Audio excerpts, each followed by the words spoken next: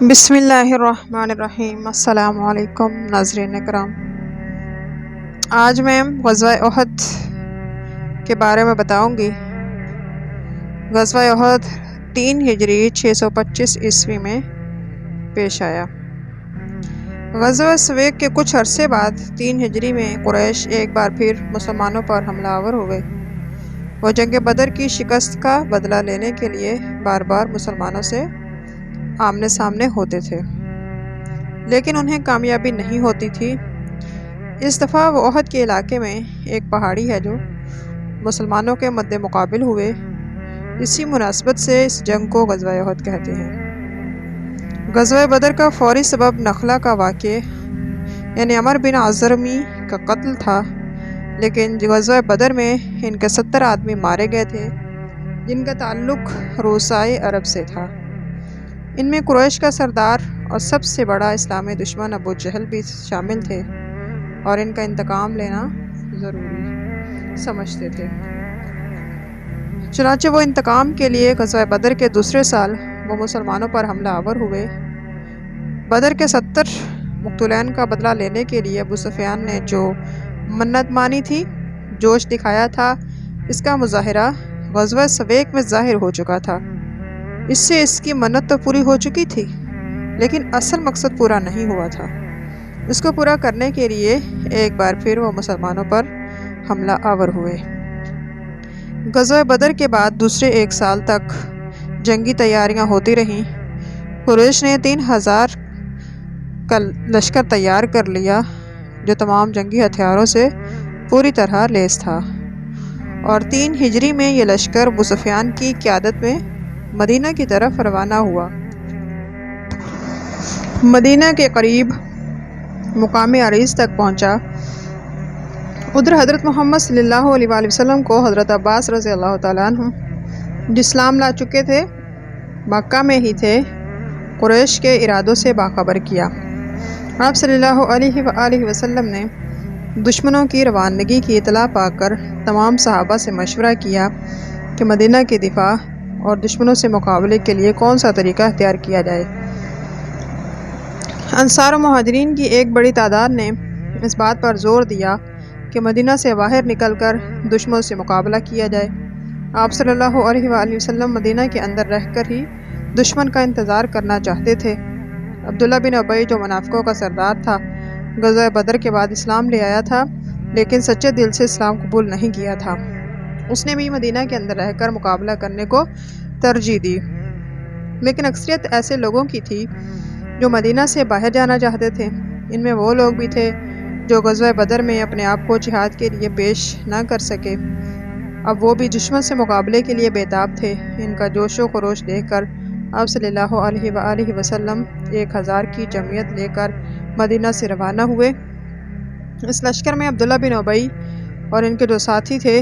عبداللہ بن ابی چونکہ سچے دل سے تو مسلمان نہیں ہوئے تھے، اس لیے وہ اپنے 300 ساتھی لے کر علیحدہ ہو گیا۔ مسلمان جانثاروں کی تعداد 700 رہ گئی۔ دشمن نے اپنی تعداد بہت بڑھا لی تھی، لیکن غزوہ بدر کے مقابلے میں مسلمان جانثاروں کی بھی زیادہ تعداد تھی، یعنی 313 کی بجائے 700 مجاہدین دشمن سے مقابلے کے لیے احد کی پہاڑی کی طرف بڑھے، جہاں دشمن پہلے ہی سے موجود تھا۔ احد پہنچنے کے بعد آپ صلی اللہ علیہ وآلہ وسلم نے مناسب مقام پر اپنی فوج کی صف بندی کی۔ پہاڑی کے پیچھے ایک درہ تھا جہاں سے دشمن کے حملے کا امکان تھا، اس لیے آپ صلی اللہ علیہ وآلہ وسلم نے اس کے لیے حفاظتی تدابیر کی اور 50 آدمیوں کا ایک دستہ عبداللہ بن جبیر کی سرکردگی میں اس درے پر متعین کر دیا اور یہ حکم دیا کہ وہ دشمن کی فوج کو یہاں سے گزرنے نہ دے، اور اگر کوئی دستہ اس راستے سے مسلمان فوج پر حملہ کر دے تو اس حملے کو روکیں اور کسی بھی حالت میں اس وقت تک اپنی جگہ نہ چھوڑیں جب تک کوئی دوسرا حکم نہ ملے۔ قریش کی تعداد 3000 تھی، جس میں 200 سوار تھے، اور ان کے ممینہ پر خالد بن ولید اور میسرہ پر اکرمہ بن ابو جہل، 18 سواروں کے دستے پر عبداللہ بن ربیعہ متعین کیے گئے۔ 7 شوال کو جنگ شروع ہوئی۔ سب سے پہلے دشمن کی فوج سے خالد بن ولید اور اکرمہ اپنے اپنے دستوں کو مسلمانوں کے مقابلے پر لائے۔ دونوں طرف سے مقابلہ شروع ہوا۔ پہلی ہی حملے میں دشمن کے حوصلے پست ہو گئے۔ مسلمانوں نے اس موقع سے فائدہ اٹھایا اور دشمن پر اپنی پوری طاقت سے ایک بھرپور حملہ کیا جس نے دشمن کو ہراساں کر دیا۔ پیچھے ہٹنے لگے، لیکن اسی لمحے درے پر متعین دستہ نے ایسی غلطی کی کہ جس نے جنگ کا رخ بدل دیا۔ دشمن جب پیچھے ہٹے تو مسلمان فوج اسے اپنی فتح سمجھ بیٹھی۔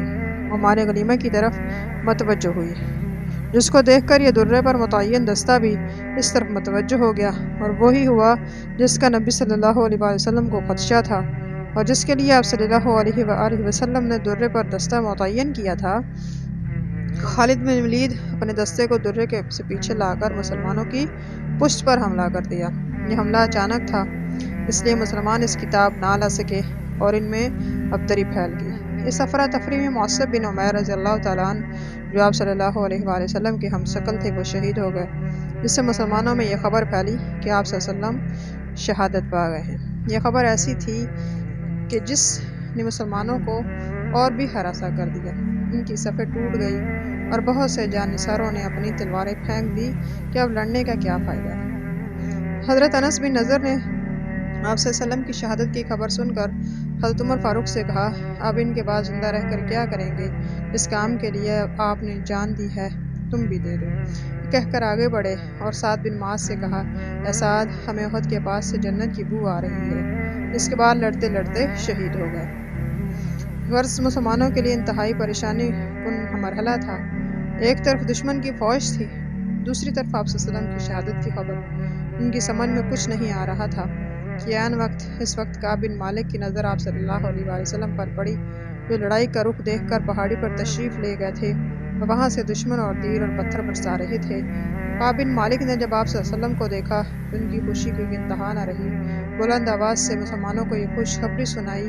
یہ خوشخبری بہت بڑی تھی۔ کعب بن مالک کی آواز سنتے ہی مسلمانوں کی آواز بجا ہوئے۔ ادھر کفار جو اس خوش فہمی میں تھے کہ آج ان کا مقصد پورا ہو گیا ہے، یعنی آپ صلی اللہ علیہ وآلہ وسلم کو انہوں نے نعوذ باللہ ختم کر دیا، مسلمانوں کو شکست دے دی ہے۔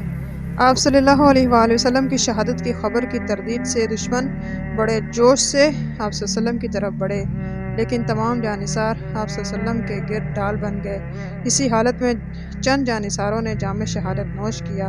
آپ صلی اللہ علیہ وآلہ وسلم کے دانت مبارک بھی شہید ہوئے، چہرہ مبارک اور پیشانی پر زخم آئے۔ ایک شخص ابن قیمہ آپ صلی اللہ علیہ وسلم تک پہنچا اور وار کیا، لیکن حضرت اللہ نے وار روک لیا۔ اس عرصے میں مسلمان اپنے حواس بحال کر چکے تھے اور متحدہ ہو کر دشمن سے مقابلہ کرنے کے لیے تیار ہو چکے تھے۔ پہاڑ پر چڑھ کر دشمن پر تیروں اور پتھروں کی بارش شروع کر دی۔ دشمن کی فوج کا ایک دستہ اس وقت واپس ہو گیا تھا جب آپ صلی اللہ علیہ وسلم کی شہادت کی خبر پھیلی تھی، کیونکہ ان کے نزدیک مقصد پورا ہو گیا تھا۔ دشمن کی باقی فوج کی ہمت آپ صلی اللہ علیہ وسلم کی زندگی کی خبر مسلمانوں کے متحد ہونے سے ہی ٹوٹ چکی تھی۔ مسلمانوں کے مقابلے کی اب ان میں سکت نہ تھی، جلد ہی میدان چھوڑ گئی۔ لیکن اس جنگ میں مسلمانوں کو بہت نقصان ہوا، جو مسلمانوں کی اس غلطی کا نتیجہ تھا جو انہوں نے آپ صلی اللہ علیہ وآلہ وسلم کی ہدایت کی خلاف ورزی کی صورت میں کی تھی۔ اسی طرح قریش اور مسلمانوں کی یہ دوسری بڑی جنگ ختم ہو گئی جو فیصلہ کن نہ تھی۔